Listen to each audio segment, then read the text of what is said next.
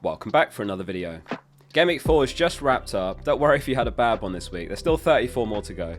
It was certainly a very unpredictable game week for large parts of it, so let's discuss everything we've learned and my transfer plans for Gameweek 5. Brighton vs Ipswich ended in a goalless draw. Despite missing the first game week, Muric is now on 6 more points than Henderson, more than Flecken and Leno as well, and he's dropped to 4.4 mil. Clean sheets for 4 mil defenders, Tuanzebe, Greaves and O'Shea. Greaves is still my favourite of all the 4 mil defenders, he's the most nailed at Ipswich as well. Johnson was uninvolved. So that's 2 clean sheets on the bounce for Ipswich, and they've got a run of Southampton, Aston Villa, West Ham, Brentford and Leicester. So it could be a lot of value in the defence, and Davies for 4.5 mil offering the upside. 0.6 expected goal involvement so far this season. Frustration for those that own or bought João Pedro this week, completely missing from the matchday squad. There was absolutely no news on this pre-deadline, and Herzler was asked post-match and he said, quote, "He had a small issue and I didn't think we could take a risk. Of course you might play him against Ipswich, but then we would risk an injury for 2, 3, 4 weeks. We cannot take this risk of anybody, and I'm happy with all the other players performed. I can't say a clear date when he'll be back, but my medical department will do a great job, so I think he'll be back soon." So yeah, fingers crossed he's back for Gameweek 5. Palace drew 2-2 with Leicester, Mateta with a brace, and what caught many of us by surprise is he took a penalty that Sarr won. Eze had been on penalty duties before, and Glasner was asked if Mateta is the usual taker now, and he said, quote, "Yes, we have 2. We always talk about it before, it's Mateta and Eze, and I always say, you decide." Mitchell assisted one of Mateta's goals, and Vardy scored one of Leicester's. Mavididi got the other one with his first start of the season. Palace took 16 shots in the box, only Fulham took more with 17. 14 chances created, 20 shots taken in total. I think with everything considered, Eze's got to be a hold for now despite the blank. His underlying numbers are very good once again and he's shown all the promise. 3 chances created, he had 1 big chance himself, 0.8 expected goal involvement. You can easily make the case for shifting the defenders on now though, given they've got Man United and Liverpool in their next 3. Man City 2, Brentford 1. I'm running out of things to say about Haaland now. He's the first player in Premier League history to score 9 goals in the opening 4 games. Aguero did 8 and 5 once. The 4 years before Haaland's arrival, 23 goals was enough to win you the Golden Boot. He's 39% there already after 4 games, just ridiculous. I mean, he's on course for something like an 85 goal season, which obviously won't come in reality. He'll slow down, surely, right? The Golden Boot race is really heating up. Haaland's on 9 now. Chelsea and Liverpool as a team have got 7. Edison, of all players, assisted one of Haaland's goals. It was really intelligent from Haaland, backing into Pinnock, basically blocking him from reaching the ball, which put him 1-on-1 with Flecken. Foden was back in the squad again, but an unused substitute. Rodri came on at half-time as well for his first minutes of the season. So City's still getting up to full strength really, which is frightening. Even those that won Pep Roulette still lost. Lewis started, but he came off at half-time. Vardy came on at half-time. They of course conceded anyway, so no clean sheet.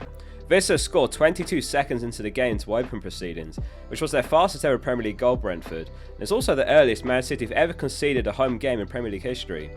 So the stars have kind of been aligning for Vissa to be an option from Gameweek 6. However, he went off injured after a challenge by Kovacic, and he could be out for a while. It looked like a really bad twist of the ankle maybe, but he's not been diagnosed yet. Brentford have been brutally unlucky with injuries recently, and this will be a massive loss, and it does have potential to dampen Mbeumo's output. They're a killer duo together. New signing Thiago is also out until December, so they're really lacking up top now. I'm interested to hear your thoughts on how you think this will affect Mbeumo's appeal.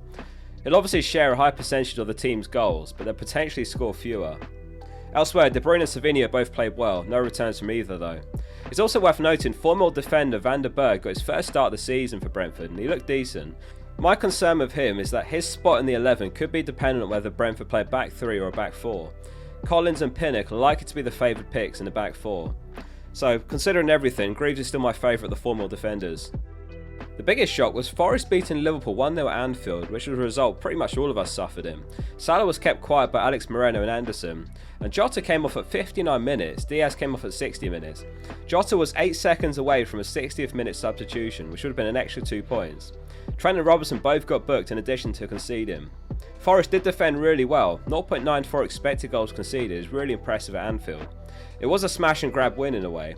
Elanga and Hudson-Odoi both came on second half, and it was a quality switch from Elanga which found Hudson-Odoi, who then cut inside and curled one bottom right past Alisson. Nuno's done a top job shoring up their defence. They're third after Liverpool and City for expected goals conceded this season. With hindsight, Sells was the best of the 4.5 mil keepers. Forest have won 4 consecutive away games as well now, for the first time since 1995. Keep faith in your Liverpool assets though, particularly the defenders and Salah. It is clear that Jota and Diaz could be minutes risk moving forward, with Gakpo and Darwin coming off the bench and the Champions League starting this week. No reason to sell before they play at Anfield again though, with a point to prove against Bournemouth. Watkins is back. A brace against Everton as they went on to win 3-2 after being 2-0 down.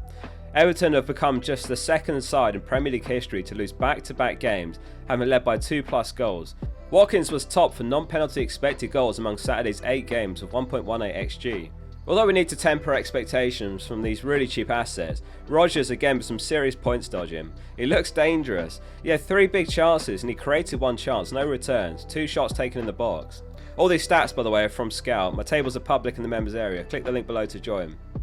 I'm personally happy to stay patient with Rodgers for now. It's not like he's eating up much budget with the blanks, and I'm hoping to shift towards having 8 playable attackers, so there's some flexibility to bench him anyway. He's way better than the 4.5 mil midfielders, and I think he's worth the extra 0.6 mil. Duran scored an absolute screamer from way out this game for the winner. Possible goal of the season contender. McNeil also deserves a mention with a goal and an assist. He took his goal brilliantly, finding half a yard to slot a shot, which went across Martinez's bottom corner. Everton are in real trouble now if they don't turn it around. But Daesh does love doing Premier League on hardest difficulty, so I won't be surprised if they turned it around. They got good fixtures ahead as well. There was a funny rant on Reddit about how this was just the most FPL game week ever. We had Liverpool completely blanking after loads of people wildcard to bring them in. We had Mateta taking a penalty off Eze for absolutely no reason. And Nana actually saves a penalty. João Pedro's knock was reported after the deadline because the press is useless, he said. Danny Ings scores in the 95th minute to wipe Fulham's clean sheet. And Nkunku scores as soon as everyone throws him to the Lions. And of course the robot scored 2 goals despite all the doubts about him missing this week. Arsenal were victorious in the North London derby, battling for a 1-0 win. It was a tight game. Spurs had lots of opportunities, and Arsenal was sorely missing Rice and Ødegaard in the heart of midfield. Rice is back for the Man City game in Gameweek 5, Ødegaard expected to be out for longer. The winner came from a Saka corner which Gabriel nodded home. So well played if you had Gabriel, 15-pointer. I said last week that I'd personally start Gabriel over Pedro Porro, but also that it was pretty much 50-50. Hopefully some of you watching that did bench him will get him auto-subbed on for João Pedro. Saka couldn't make it to the 90th minute. He had to come off at about 86 minutes with a possible muscle issue, so keep an eye out for what's said if you've got him in your team.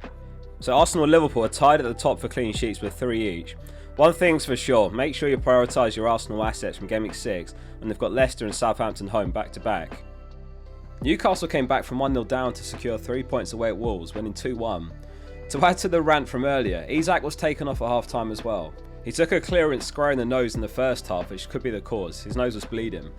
It's really a week where a lot went wrong if you had these players in combination like Trent, Isak, Muniz, Salah, etc. Strand Larsen got an assist for the initial goal. It was a brilliant fake. I think it was by Andre who let it run through his legs for Lamina to tap him back post. The Wolves players on my watch list are Strand Larsen, Cunha and Mosquera at the moment. The 4-mil defender started again even though he was a doubt, and their fixtures turn in a couple of weeks' time. Could be a great pick on a wildcard, or if you need a cheap defender in a few weeks' time.